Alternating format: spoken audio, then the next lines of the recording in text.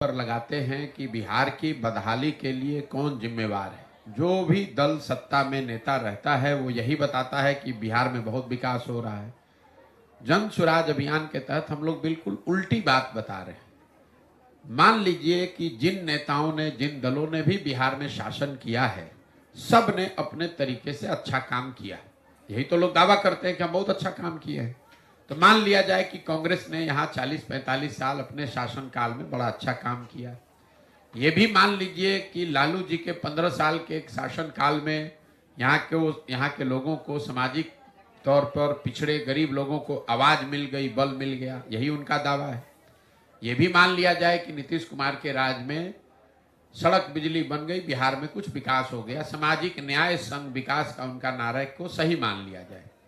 लेकिन अगर इन सारे लोगों के दावों को, उनके काम को आप सही मान भी लीजिएगा तो भी इस बात से कोई इनकार नहीं कर सकता है कि बिहार आज देश का सबसे गरीब, सबसे पिछड़ा, सबसे ज्यादा अशिक्षित, सबसे ज्यादा भूखमरी का शिकार है।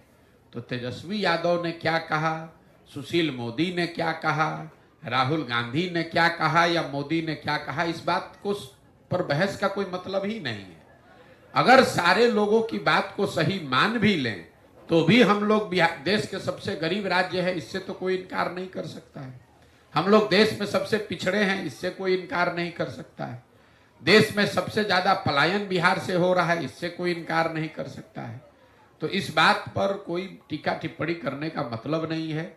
और तेजस्वी यादव की जितनी विद्वता है, जितनी समझ है, उतना ही तो बोलेंगे। जिस आदमी को यही नहीं पता है कि जीडीपी होता क्या है, खड़े होकर कैमरे पर उस व्यक्ति ने कहा कि देश में सबसे ज्यादा जीडीपी तो बिहार का है।